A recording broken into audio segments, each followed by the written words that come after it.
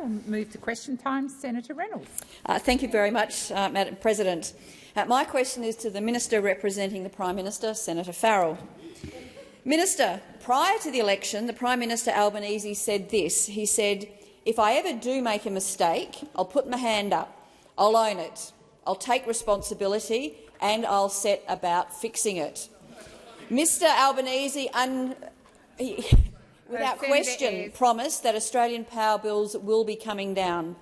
The Labor Party promised, not just once, but 97 times before the election, that Australians were going to see a reduction of $275 in their power bills. Minister, why won't Mr Albanese own up to his mistake, take responsibility for the broken promise and set about fixing it by delivering to Australians the $275 reduction they were promised they would receive? Thank you, Senator Reynolds. Minister Farrell. Thank you, Madam President, and thank Senator Reynolds for her question.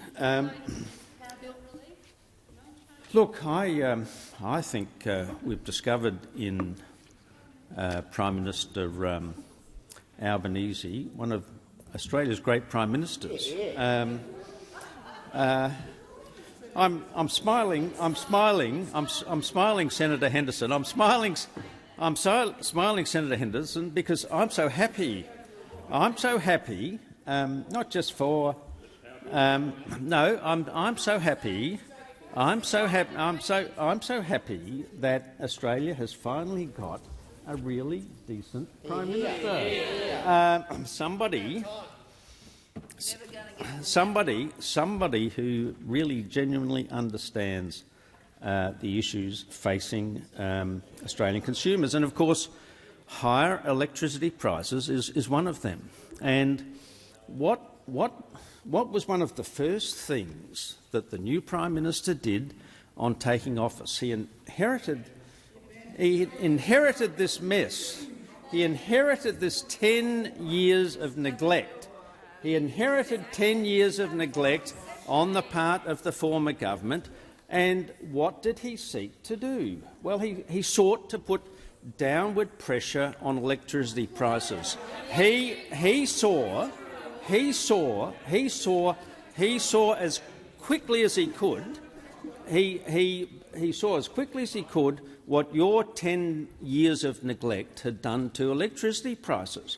And so, what did he do? He introduced a cap. He introduced a cap on gas prices and coal prices to push that pressure down. Now, he can't fix every single problem that you've created. Thank you, Minister. Your time has expired. Senator Reynolds, first supplementary. Thank you very much, President. I'm sure we're all very happy that you're happy, but I don't think the Australians are very happy at the broken promises. So my supplementary question is this. The Prime Minister also promised the Australian people on the 2nd of May 2022 that the Labor Party had no intention to make any changes to superannuation, but we now know that 1 in 10 Australians will be affected by the change they announced. Minister, when will you announce that the government has broken its promise in relation to superannuation? Minister Farrell. Thank you. Thank you, President, and thank Senator Reynolds for her supplementary question. It doesn't appear to have been a supplementary question about electricity. No, I'm simply saying I don't. Let me finish. I mean, you've missed me. You missed me all of last week. Here I am, here to answer your questions, and you won't let me answer those questions. Now, I'm sorry. Am I Order sitting down? on my left and my right. Minister Farrell, please continue. Thank you. Thank you for that protection, President. We've made very clear what our position on superannuation is. The figure that you mentioned, Senator Reynolds, is a figure way into the future. The reality is that the only people The only Thank people. you, Minister. Your time for answering has expired. Senator Reynolds, second supplementary. Well, 2 out of 2 questions not answered on broken promises, and no wonder. My second supplementary question to the minister is that the Prime Minister also promised to lower the cost of PBS medicines. But guess what? Another broken promise. But the government has removed, for example, life-changing drugs from the PBS, one of which is now being relied on by 15,000 Australians who suffer from type 1 diabetes. Now, despite the minister doing an embarrassing backflip on Friday, now listing it until October. Thank you, what Senator a shame. Reynolds. Your time has expired. Minister Farrell. Well done. Great job. Order. Minister Farrell. Thank you, President, and thank you, Senator Reynolds, for your question. Well, I'm also a diabetic, and I very much appreciate the way in which the PBS assists me with my particular products that I am required to use. Minister Farrell, please resume your seat. Senator Reynolds. Thank you. A question of relevance. This was about what the minister was going to do for yet another broken promise on the PBS, thank you, Senator Reynolds. and it's not about his own personal medical situation. Senator Reynolds, there was so much preamble to that question that your supplementary that there wasn't actually a question; it was a statement. And believe that the. Is this a secondary point of order? While yes, it is a sad story of a broken promise, Senator it was Reynolds, not about what is Senator the point Farrell's of order? health. Thank you, Minister Farrell. Thank you, President. And the particular drug I think you mentioned, is it Fiasp? Yeah, okay. It's a fast-acting insulin drug for diabetes. Minister Butler's office was made aware on the 22nd of February 2023 of Novo Nordisk's intention to— please, you've asked a question, I'm directly answering the question, and then you're talking the whole way through the Minister. answer. The time for and I answering don't get a has chance expired. to answer the— Senator Ciccone. Senator Ciccone, I've called you. Thank you very much, President. Sorry for all that ruckus. I didn't actually hear you calling me, but thank you very much. But given that Senator Farrell's doing a fine job, my question is also to Senator Farrell, as the acting leader of the government here in the Senate and representing the Foreign Affairs Minister. Senator Farrell, how will the AUKUS submarine acquisition make Australia and our region a much safer and stronger part in this part of the world? Senator Farrell. Minister Farrell. Thank you, President, and I thank Senator Ciccone for his question. I know he has a deep interest in Australian security matters. The AUKUS optimal pathway announced last week is an unprecedented investment in our national power. The acquisition of nuclear-powered submarines will be the single greatest defence capability acquisition in our history. I'll repeat that. It's the single greatest defence investment in our history. Our nuclear-powered submarines will be an Australian sovereign capable, commanded by the Royal Australian Navy and sustained by Australian shipyards. Senators have heard members of the government speak of how our region is at the centre of a world that is being reshaped, of how we face our most challenging circumstances since the Second World War. AUKUS is one element of Australia's approach to addressing this strategic environment and contributing to strategic balance in our region.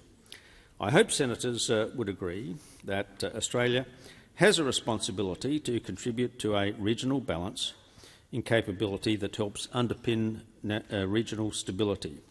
We want to ensure that no state will ever conclude the benefits of conflict outweigh the risks. And so, nuclear-powered submarines are part of our contribution to this aim by transforming our ability to deter or respond to any future threats. As part of our contribution to the regional balance, these submarines add to a collective security in a region where no country dominates and no country is dominated. Thank you, Senator Farrell. Senator Ciccone, first supplementary. Thank you very much, President. And with my first supplementary, I do ask Senator Farrell, how will the AUKUS submarine acquisition contribute to the Australian economy? Minister Farrell.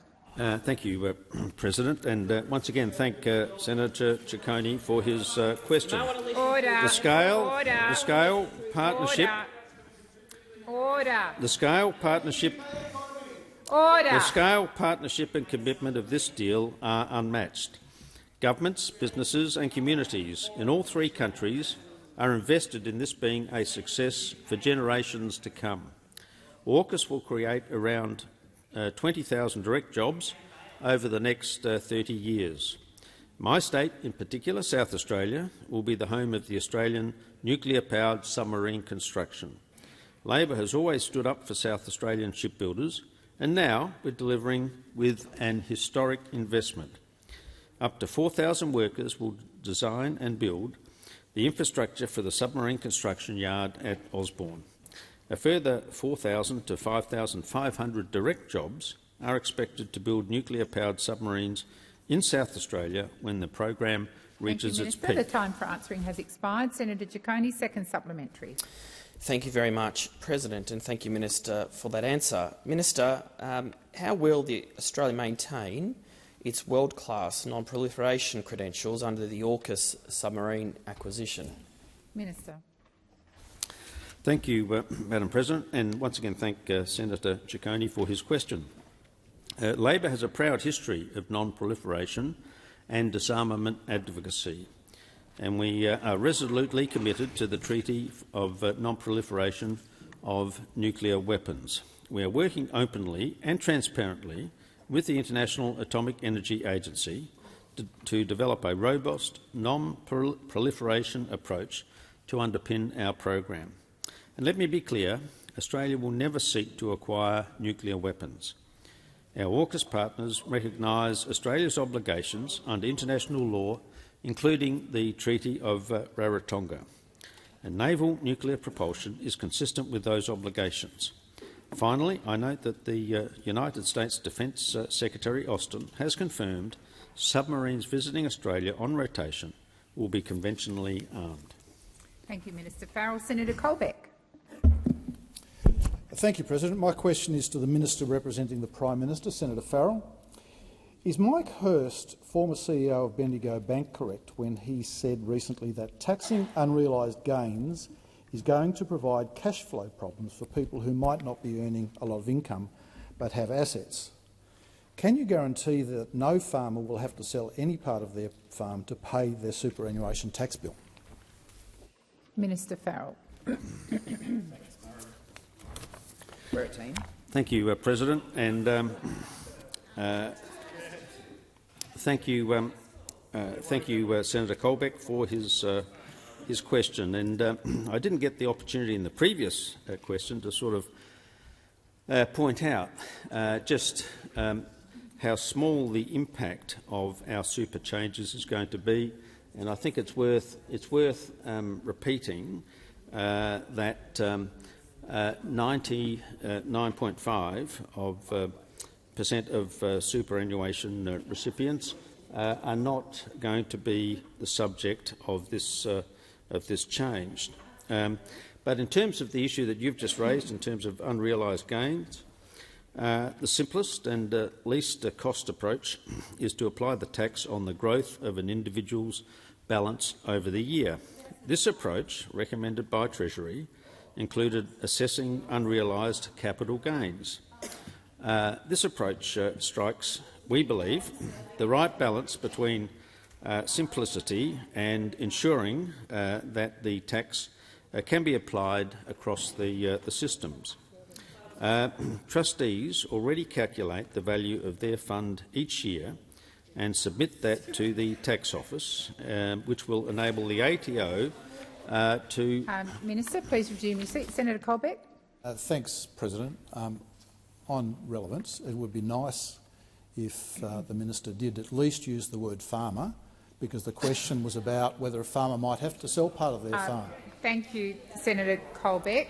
The minister is being relevant to the question. Minister Farrell, please continue. President, well, in terms of the question of whether farmers need to liquidate the family farm in, say, a SMS fund to pay the tax liability, under our superannuation law, funds should have some liquid assets to meet any additional tax liabilities and to meet their running costs. This is no different. There are a range of well, I do have some idea about how to run a small business, Senator McGrath. I do have some practical experience in that matter. Order. The time for answering has expired. Senator Colbeck, first supplementary. Katie's got some more homework. Thank you, President. Under Labor's new super tax, if a farmer with a self-managed super fund sees the paper value If a farmer with a self-managed super fund sees the paper value of her farm's self-managed super fund fluctuate above and below the $3 million threshold across a number of years, will those gains be subject to the 30% tax rate each time? Thank you, Senator Farrell. Minister Farrell. Thank you, Senator Colbeck. Minister Farrell. Thank you, President. Well, in terms of answering that question and the previous question, of course, there are a range of cash flow requirements within an SMF, not just tax liabilities, which trustees are required to consider. This includes examples, accounting and administration costs, investment fees and costs associated with maintaining real assets such as property.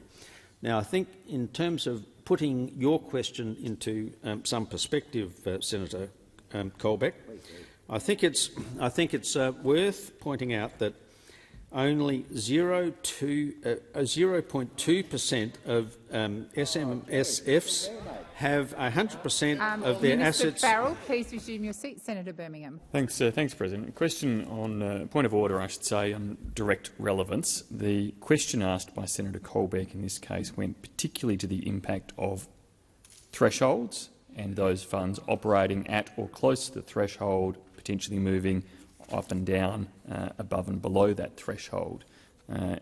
Senator Farrell has had 49 seconds. He's only got 11 seconds left. He hasn't come close to the issue of the threshold. Senator Birmingham, the question was about self-managed funds, but I will remind Senator Farrell of the entirety of the question. Minister.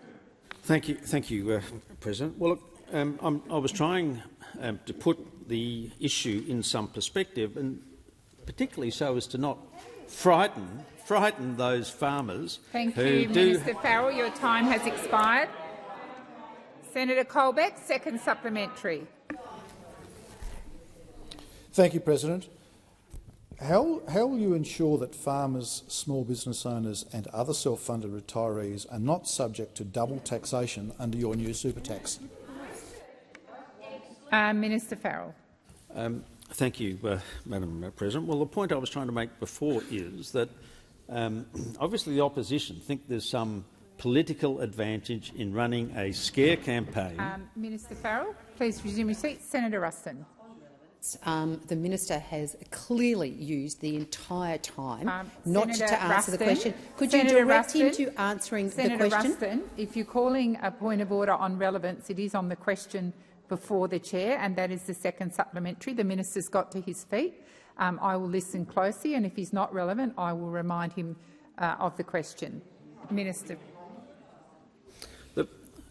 Thank you, President. But with due respect to Senator Ruston, just because you don't like the way in which, just because you don't like the way I answer the question, doesn't mean that what I'm saying is not relevant for the question.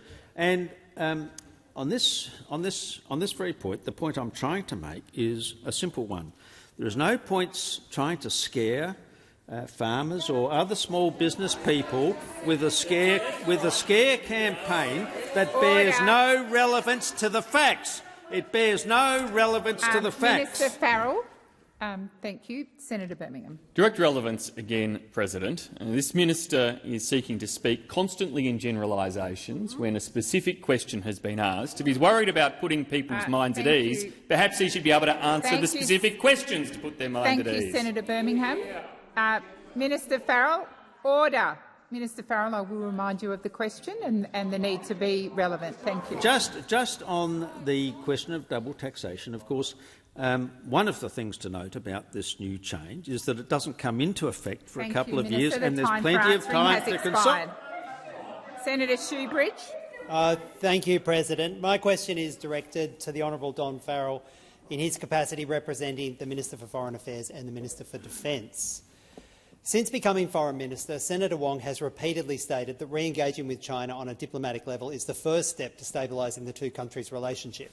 China last week responded to the announcement about the $368 billion nuclear-powered submarine deal, saying the US, UK and Australia are completely disregarding the concerns of the international community and, quote, walking further and further down the path of error and danger.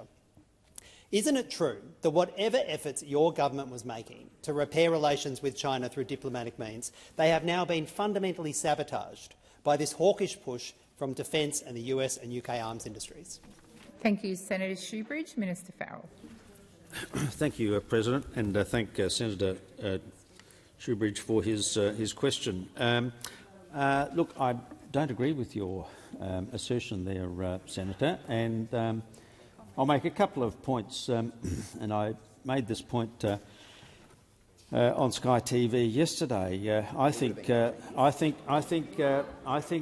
Senator Wong is shaping up to be one of the finest foreign ministers that we've had in this country, certainly in my lifetime. And I think all of the things that she's done, not just in the Pacific, not just maybe provocative, but I think it's true, and most of my colleagues here would see them nodding. Order. She's not only what she's been doing in the Pacific, in the Asian region, but what she has been doing in terms of China. I mean, I might remind you that 2 days before Christmas, when most of us would have been spending our time with our families preparing for Christmas Day, Senator Wong flew up to China to meet again with her equivalent, and that meeting was the precursor to a meeting that I had a couple of weeks ago with my equivalent to try and stabilise and normalise the relationship with China. There's nothing that I've heard. There's nothing I've heard that would suggest anything other than this process of stabilisation is well on its way. I mean, you may read everything in the Chinese newspapers, but I hear and believe all of those things. Well, no, I don't live on a rock. Thank you, Minister. The time for answering has expired. Senator Shoebridge, first supplementary. A senior Indonesian official says the country's sea lanes should not be used by Australian nuclear-propelled submarines because, quote, AUKUS was created for fighting. Similar concerns have been expressed by Malaysia. Given the negative response from our regional neighbours to the AUKUS submarine deal, can you now acknowledge that it marks the official demotion of Australian diplomacy and the bypassing of Senator Wong's office for an international posture driven by defence hawks and the US and UK arms industries? Thank you, Senator Shoebridge. Minister Farrell. Thank you, President. Well, I completely reject the assertion and the underlying assumptions in your question. I saw Senator Wong just about every day last week out there explaining to the Australian people what the AUKUS arrangements means for not only her own state, of course, which is a very significant development, but for the country and the region. And I would have said that, on balance, the response, for instance, of the Indonesians, which you've referred to, was a very balanced response to what was a sensible decision in our national interest. Order. We have to. the most important job of any federal government is to ensure the safety and the security of its people. Thank you, Minister. The time for answering has expired. Senator Shoebridge, order. Order. Senator Shoebridge, second supplementary. Thank you, President. Thank you, Pete. Thank you, Pete. Today marks 20 years since the invasion of Iraq. Minister, do you accept that the $368+ billion AUKUS submarine deal and its handcuffing of our largest military program ever to the United States military and their future war-making shows we've learnt nothing from the disaster of Iraq? Nothing. Thank you, Senator Shoebridge. Minister Farrell. Look, again, I reject completely the suggested link between AUKUS and the events in Iraq. I think I'd point out that had we had a Labor government in office at the time that the decisions were made in respect to Iraq, Australia would not have joined. Senator Farrell, could you resume your seat, please? Sorry.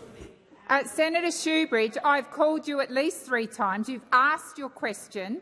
Now allow the minister to respond. Minister, please continue. Thank you, President. My point is simply this, that there is no link between AUKUS and what happened in Iraq. And had a Labor government been in office, the Labor Party under Simon Crean, Minister Farrell, please resume your seat. And again, Senator Whish-Wilson, I've called you on numerous occasions. A question's been asked. Allow the minister to answer. Minister Farrell, please continue. They ask the questions, President, and then they don't like the answers. But the truth of what happened under the Iraq Thank you, Minister. war. Your time has expired. Senator Marielle Smith. Thanks, President. My question is to the Minister for Finance and the Minister representing the Treasurer, Senator Gallagher. Minister, last week the Albanese government announced the details of the optimal pathway for the AUKUS Pact between Australia, the United States and the United Kingdom. Can the minister outline to the Senate how this agreement will create Australian jobs? Thank you, Senator Smith. Minister Gallagher. Thank you, President. I thank Senator Smith for the question. This was a really historic announcement and a unique opportunity for jobs and skills right here in Australia. It will create an entirely new workforce sector driving skills, training and employment opportunities which will benefit the national economy for generations. It's a whole-of-nation effort that will deliver nation-changing opportunities, including around 20,000 direct high-skilled, high-paid jobs, including technicians, engineers, scientists and project managers. This means jobs right across Australia, but also in the good Senator Smith's home state of South Australia and indeed Western Australia. In South Australia, where I had the honour to visit last week with Senator Wong, this project will mean up to 4,000 workers will be employed to design and build the infrastructure at the submarine construction yard in Osborne at its peak, and a further 4,000 to 5,500 direct jobs are expected to be created to build the nuclear-powered submarines in South Australia when the program reaches its peak in 20 to 30 years, almost double the workforce that had been forecast for the Attack-class program.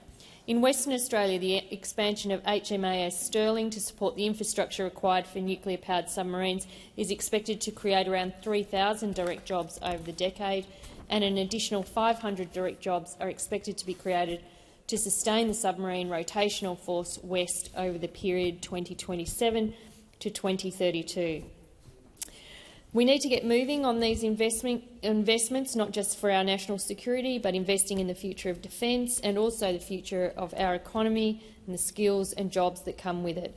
This is a big investment, and we've been upfront with the Australian people about the substantial pressures on the budget. Defence is one of the big 5 fastest-growing areas of spending, along with NDIS, aged care, healthcare and the costs of servicing the $1 trillion of Liberal debt. The time for answering has expired. Senator Smith, first supplementary. Minister, how will this agreement benefit not just Australian workers but also Australian companies? Thank you, Senator Smith. Minister Gallagher. Thank you, President. I thank Senator Smith again for her advocacy, in particular in relation to the state of South Australia. Last week, when I was visiting South Australia, with ANI at Osborne.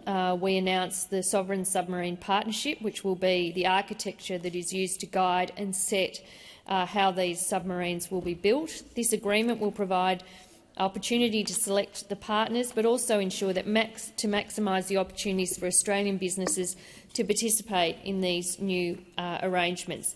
This is complementary to our plans for a future made in Australia and the Buy Australian plan, which is about leveraging the purchasing power of the Commonwealth to increase opportunities for Australian workers and businesses.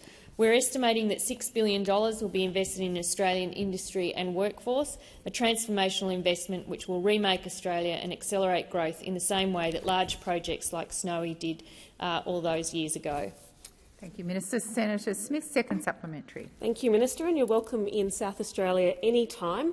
Can you tell us how the creation of new jobs and opportunities for Australian businesses will benefit the Australian economy? Minister Gallagher. Thank you. Well, yes, it will transform our economy for a new era. A whole generation of workers will be trained in the latest engineering, technology and building skills. There will be significant benefits across the nation through increased economic activity and job creation, which will start immediately and grow over time as we develop a whole new industry and new supports for that industry. It's all part of our economic plan to undertake investments to build the capability of our people and expand the productive capacity of our economy for a new era. I've already mentioned the Future Made in Australia plans and the Buy Australian plan policy. We also have the National Reconstruction Fund, obviously, which would be good to pass the legislation that supports that. Policies for free feed TAFE, Jobs and Skills Australia and acting on climate change. All of these policies are designed to grow the economy, boost productivity and upskill Australians, and the AUKUS investment is another vital part of our economic plan going to the future. Thank you, Minister. Senator Hanson. Order. My question is to the Minister representing the Prime Minister, Senator Farrell. The updated strategic direction statement for the National Indigenous Australians Agency that falls under the portfolio of Prime Minister and Cabinet says it provides advice on whole-of-government priorities for Aboriginal and Torres Strait Islander people, as well as leading and coordinating the implementation of Australia's Closing the Gap targets in partnership with Aboriginal and Torres Strait Islander communities. Given we have the NIAA, why does the government contend we need a voice to Parliament in the Constitution? Thank you, Senator Hanson. Minister Farrell. Thank you, President, and I thank Senator Hanson for her question. I think the first and primary answer to that question is that at the last election, the Labor Party listened to those people who had advocated on behalf of the Uluru Statement from the Heart, people like my very good friend here, Patrick Dodson, like Jana Stewart over there, amongst very, very many other significant members of the Labor Party, to try and deal with the issue of Indigenous recognition through a voice to the Australian Parliament. That process wasn't developed overnight. It took place over a long period of time, and we took that proposition to the Australian people at the last election, and the Australian people made a decision about who they wanted to govern this country. And as soon as we got into government, because they elected us as the government, we undertook to implement the promise that we had taken. You talk about promises. Well, we took a promise. We took a promise to the Australian people, and we have implemented. Order. We have sought to implement that problem. I have to say I have been disappointed in the opposition in their approach so far to simple things like the machinery bill that could start the process of implementing. Thank you, Minister Farrell. The time for answering has expired. Senator Hanson, first supplementary. The NIAA priorities this year include closing the gaps, implementing the Uluru Statement, developing a new jobs program, delivering First Nations justice, whatever that means, and more. It has also budgeted $31 million to deliver local and regional voice implementation, despite the Prime Minister saying he would not fund the yes or no cases in the coming referendum. Will the Minister please inform the Senate about the NIAA's total budget for 22-23? Thank you, Senator Hanson. Minister Farrell. Thank you, President, and thank Senator Hanson again for her question. I think you're conflating a couple of issues, to be honest with you, Senator Hanson. No, it's not patronising. It's simply a statement of fact. Senator Hanson has asked a question, and I'm trying to answer that question for her. That information that you are requesting will, of course, be published in due course as part of the relevant budget papers. But the issue of the referendum to implement the voice Indigenous recognition. Thank you, Minister Farrell. The time for answering has expired. Senator Hanson, second supplementary. It doesn't surprise me, no answer. And you don't even know. The budget papers are already out. Actually, the NIAA is almost $4.5 billion. It employs more than 1,300 people, and its remit appears to be largely the same as the government's somewhat vague intentions for the voice. That's truth-telling for you. Will the Minister please explain why Australians should not believe the government's ulterior motive in implementing the Uluru Statement is to establish an independent, sovereign black nation in Australia? Yeah! Order, Senator Thorpe. Senator Thorpe, order. Minister Farrell. There you go, round in the circle. Order. Well, Senator Hanson, I completely reject your proposition. This is an issue that, as I said, the Labor Party took to the last election, and we are seeking to implement Indigenous recognition through a voice to Parliament, and we're seeking to do it in an open, honest and transparent way. Just to give you one example, originally there wasn't going to be a yes or a no case pamphlet, and we were requested to do that by the opposition, and we agreed. And as part of that process, Senator Hanson, because you're a member of Parliament and because of the way in which that document is going to be prepared, you yourself will have an opportunity to explain to the Australian people whether you're supporting yes or no. I think I can guess. Minister Farrell, time for answering has expired. Thank you. Senator Rennick. My question is to the Minister representing the Prime Minister, Order. Senator Farrell. AEMO explicitly named regulatory approvals, price intervention and a mandatory code of conduct as key uncertainties impacting project timelines and likelihood of completion. Minister, will you admit that the interventions of your government are suppressing and damaging investment in new gas projects? Thank you, Senator Rennick. Minister Farrell. Thank you, President, and thank you, Senator Rennick, for this rare question. No, the short answer is no to that.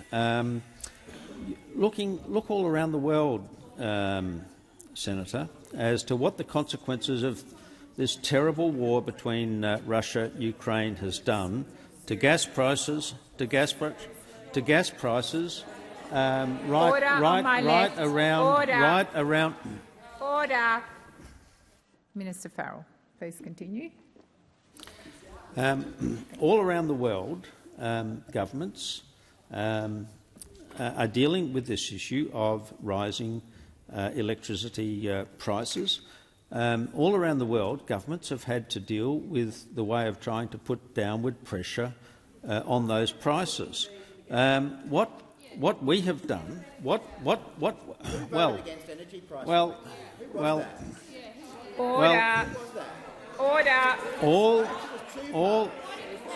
Senator Minister Farrell, please resume your seat.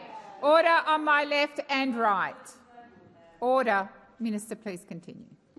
I mean, what are the Europeans doing? What are the Europeans doing at the moment? What are the Europeans doing? They're putting caps on gas prices.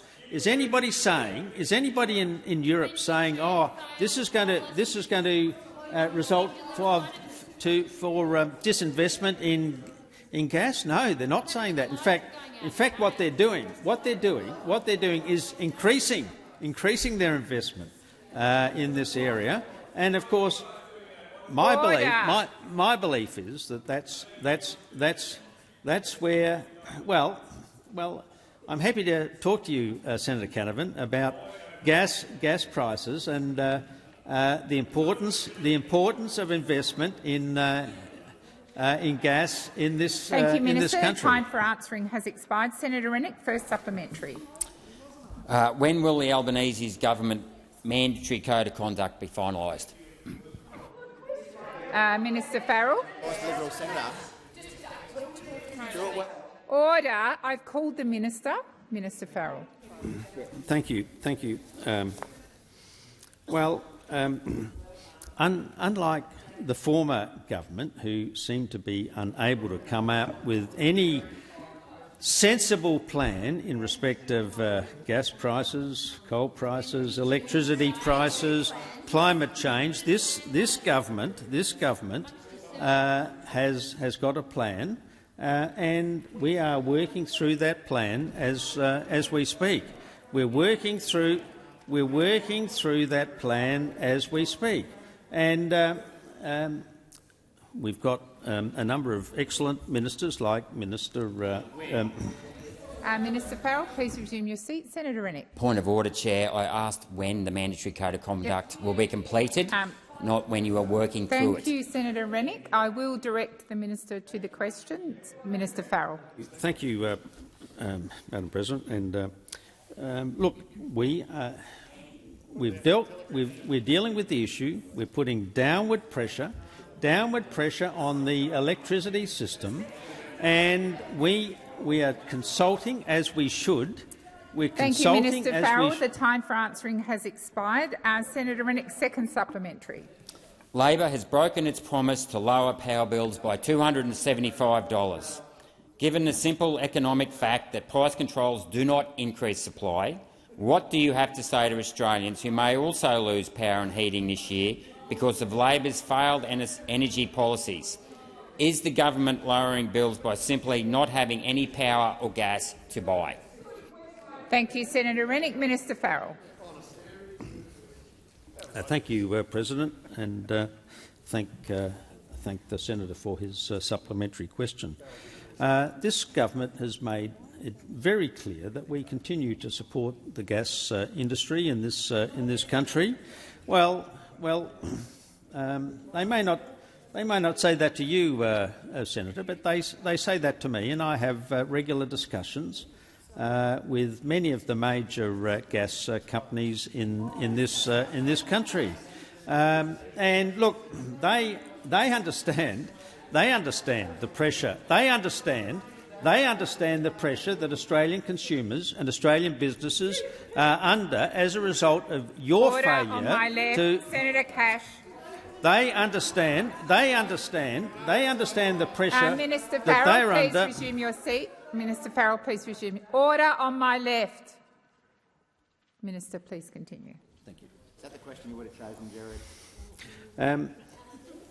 Look. These issues. Minister, these issues the time for are answering being has dealt expired. with. Thank you. Senator McKim. Thanks, President. My question is to the Minister representing the Treasurer, Senator Gallagher. Minister, you and other members of your government consistently say that it is the financial position you inherited which is the reason you can't provide more support for Australians getting smashed by the cost of living crisis. Yet last week your government delighted US and British weapons manufacturers by signing up to a $368 billion deal for nuclear-powered submarines. Minister, how are you ever going to look Australians in the eye again and tell them that you can't afford to put dental and mental health into Medicare, that you can't afford to raise the rate of income support and that you can't afford to wipe student debt when you are prepared to splash $368 billion on the AUKUS subs? Thank you, Senator McKim. Minister Gallagher. Thank you, and I thank Senator McKim for the question. And as senators will know, one of the main job of a federal government is to keep our citizens safe. And this investment in our national security is important on its own, but it also has significant economic benefits across the country as well.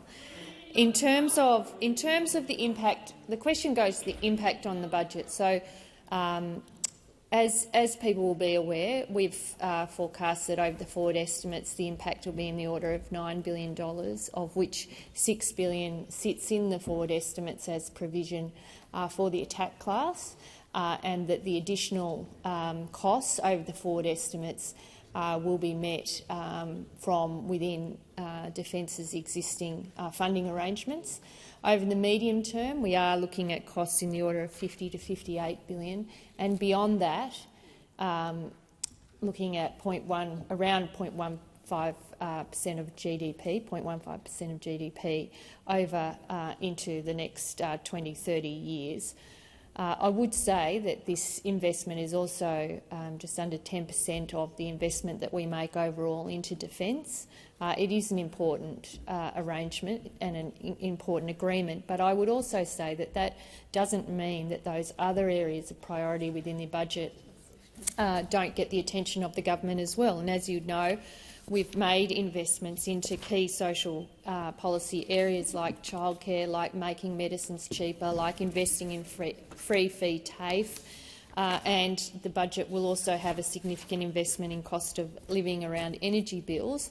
We've also got the work that's coming our way from the Economic Inclusion Advisory Board that will also inform the government in its decision-making. But it's not an either-or. We have to do all of these things. Thank you, Minister.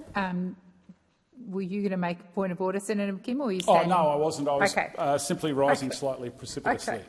Right, so first supplementary. Thank you, President. Minister, Labor's Stage 3 tax cuts will cost even more than Labor's nuclear submarines. 3/4 of the benefit of the Stage 3 tax cuts will go to the top 20% of income earners. Meanwhile, women in their 60s are having to sleep on their friends' couches. Is this what the Prime Minister meant when he said that Labor would leave no one behind?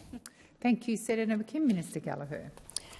Thank you, President, and I thank Senator McKim for his ongoing interest in Stage 3 tax cuts. As the Senator will know, our policy on these tax cuts hasn't changed, and our focus on tax reform is in the area of ensuring multinationals pay their fair share of tax, and some of the change that we've recently announced around superannuation for high balance accounts. I would say again, we have important policies that go to the point. I'm not dismissing the point that Senator McKim raises about other areas of pressing pressure and need in the budget, including for women and women's housing. It is a real priority, and that's why we really like to see the Senate pass the Housing Australia Future Fund in this fortnight, so that we could make sure that some of the allocations to that go absolutely and specifically to that demographic group. Thank you, Minister. Senator McKim, second supplementary. Thanks, President. Minister, we hear a lot from the Treasurer about relief, repair and restraint, but the Stage 3 tax cuts and the submarines are none of those things. Given your cash splash on weapons and the wealthy and your avoidance of serious tax reform, what excuse will you use when you hand down your austerity budget in May? Thank you, Senator Kim. Minister Gallagher. Thank you, President. I thank Senator McKim for his question, and Senator McKim can describe a budget that hasn't been handed down or finalised in the in the terms with which he chooses. But this budget is an important budget in terms of the relief that we need to offer for cost of living. I've gone through the forward estimates impact of the defence arrangements of AUKUS to make sure that that isn't an additional cost that's being met from within the forward estimates. In this high inflation environment, there is also a responsibility to not be adding to or fuelling inflation. So that means the decisions we take have to be very careful. They have to be about investing in the productive side of our economy, not making the inflation challenge harder, but making sure that we are providing sensible and affordable cost of living relief where we can, and we think we will get those. There's still a lot of decisions to be made, but the budget will be determined in that light. Thank you, Minister. Senator White. My question is to the Minister representing the Minister for Skills and Training, Senator Watt. Can the Minister update the Senate on how the Albanese Labor government's AUKUS submarine program Skills and Training Academy will help to upskill and attract the workforce to support and build the capabilities of Australia's world-leading defence industry? Thank you, Senator White. Minister Watt. Thank you, President, and thank you, Senator White, who I know has had a lifelong interest and dedication to raising skills and training within our community. Last week, the Prime Minister announced Australia's optimal pathway to acquire conventionally armed, nuclear-powered submarines. In addition to strengthening Australia's national security, this announcement will build a future made in Australia by Australians with record investments in defence, skills, jobs and infrastructure. As Senator Gallagher has stated, the program will create around 20,000 direct jobs over the next 30 years across industry, the Australian Defence Force and the Australian Public Service, including trades workers, operators, technicians, engineers, scientists, submariners and project managers. And at its peak, building and sustaining nuclear-powered submarines in Australia will create up to 8,500 direct jobs in the industrial workforce. It's a decision that means many, many jobs for workers right around the country, in particular in the states of South and West Australia. And on Wednesday, the Commonwealth and South Australian governments signed a cooperation agreement outlining our respective governments' commitment to supporting the construction of Australia's next-generation conventionally armed nuclear-powered submarines in Adelaide. As part of the agreement, the Albanese government and South Australia will work towards the construction, establishment and operation of a Skills and Training Academy campus in South Australia. The academy will be a dedicated hub to attract, grow, develop and qualify the shipbuilding workforce to meet current and future demands and provide opportunities for continuous development of the existing workforce. The academy will support the entire shipbuilding workforce, providing hands-on trades training and classroom-based professional development backed by cutting-edge technology and modern facilities. This will be a whole-of-nation initiative and it will incorporate multiple locations to deliver training where it's needed, with the central campus being built in South Australia. Thank you, Senator Watt. Senator White, first supplementary. Can the Minister explain how the new academy will work hand-in-glove with education and training providers and state and territory governments to drive Australia's workforce and skills development? Minister Watt. Thank you, President, and thank you, Senator White. The new Skills and Training Academy will be delivered working in lockstep with state and territory governments, unions, universities, education and training providers and the scientific and technical sectors, and will be vital to supporting the capabilities of Australia's world-leading defence industry. Importantly, the academy will be responsive, connected to and informed by Australian industry. This will be an academy that strengthens Australia's sovereign capabilities by growing our industrial workforce, ensuring that industry has the people and skills it needs to realise emerging opportunities across the shipbuilding economy. The Albanese Labor government has a strong record of working hand-in-glove with state and territory governments when it comes to skills development. In addition to the announcement of the new academy, the Albanese Labor government has also signed landmark skills agreements with every state and territory government, and that, of course, includes the delivery of 180,000 fee-free TAFE and VET places nationwide in 2023, along with a range of other initiatives. Thank you, Minister. Senator White, second supplementary. What steps has the Albanese Labor government already taken to help upskill Australians to harness these jobs and opportunities of the future? Minister Watt.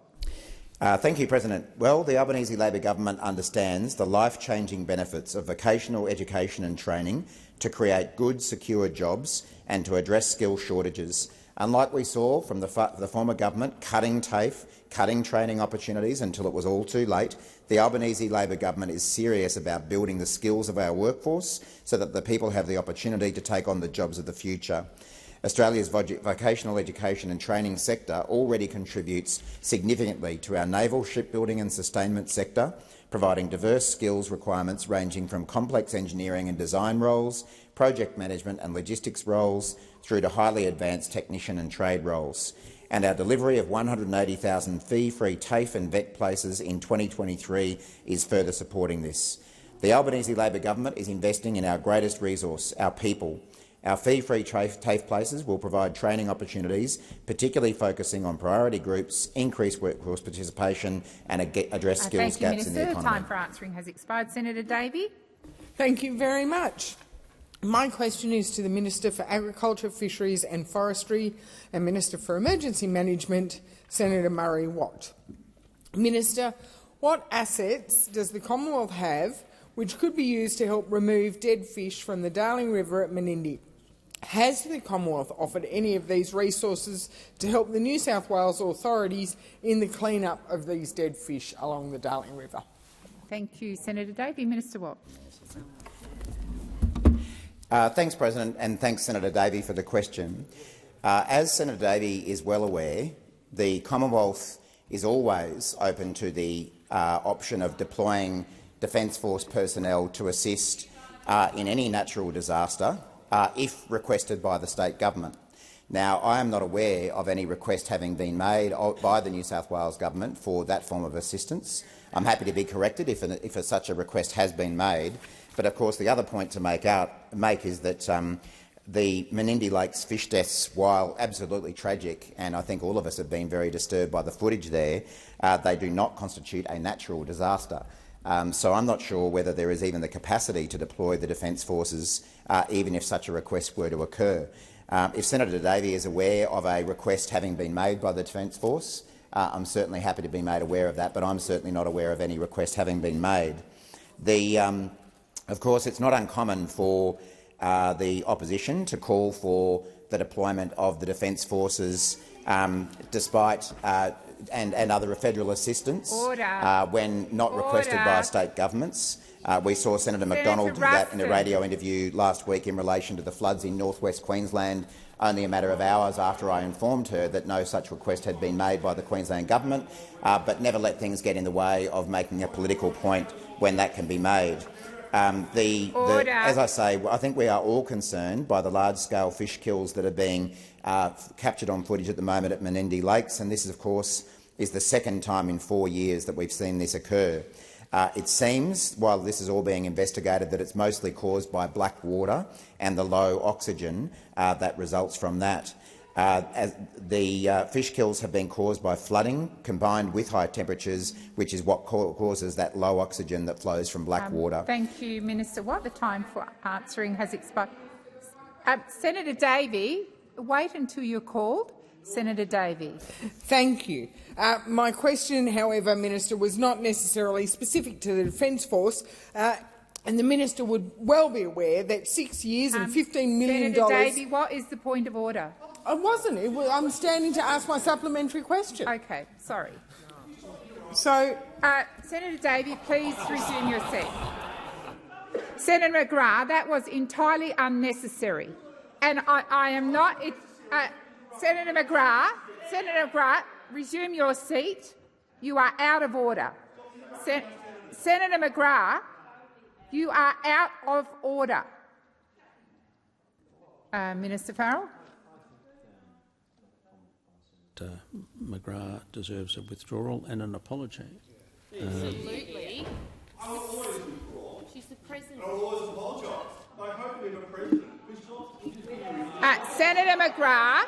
Senator McGrath, resume your seat. You are being disrespectful and disorderly.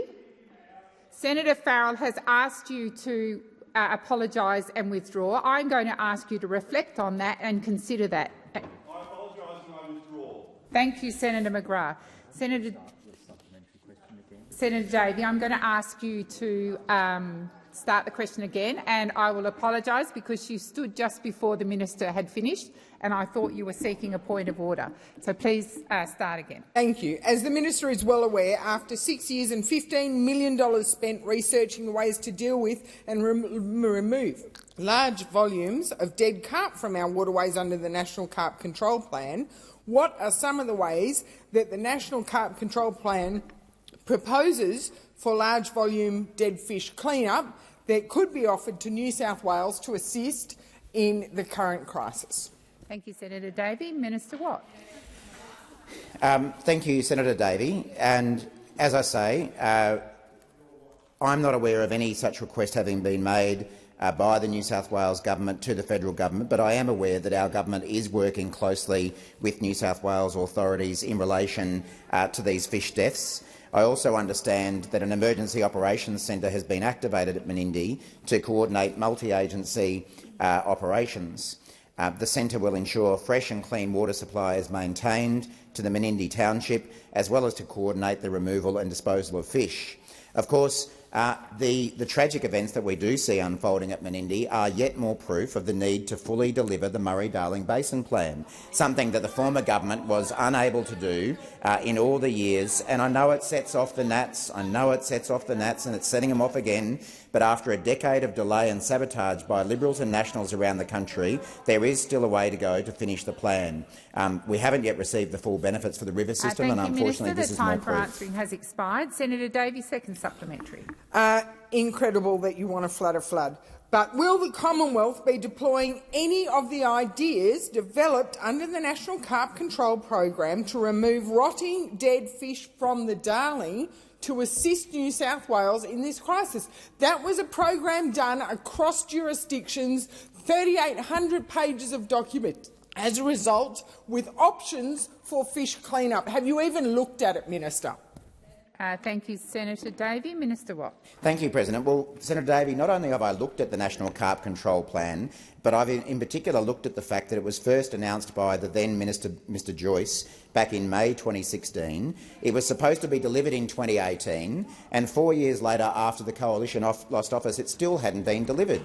So, again, I don't remember this level of outrage around your own government having failed to deliver the National Carp Control Plan that it said would be delivered in 2018. Order.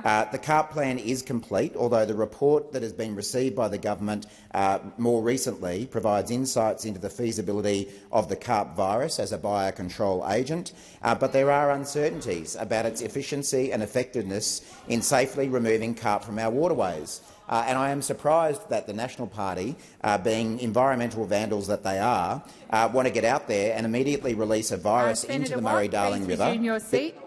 Senator Watt. Senator Davey. I can make a point of order, thank you, Senator Ayres. I can make a point of order that he has just poorly reflected on every member of the National Party. Order. Order. Order. I remind senators, when you seek a point of order, you stand and wait for the call, and if there are interjections from the other side, I will deal with them. Senator Davey, please continue. A point of order, thank you, Chair. Point of order is that the minister has reflected poorly on every senator in here who is a member of the National Party, calling us environmental vandals. I ask him to withdraw. Thank you. Thank you, Senator Davey. In the spirit of keeping the chamber decent and respectful, I will ask Senator Watt to withdraw that comment and to continue his remarks. I withdraw, but I am surprised that the National Party wants to just get out there and release the carp virus into the Murray-Darling plan when there are serious concerns about the effects that it would have. Thank you, Minister. Your time for answering has expired. Minister. Thank you, President. I request that further questions be placed on the notice paper. Minister Watt. Thank you, President. In question time on the 9th of March, I took elements of a question asked by Senator Shoebridge to me on notice. I've written to Senator Shoebridge to provide a complete answer, and I now table that answer for the information of the Senate. Thank you.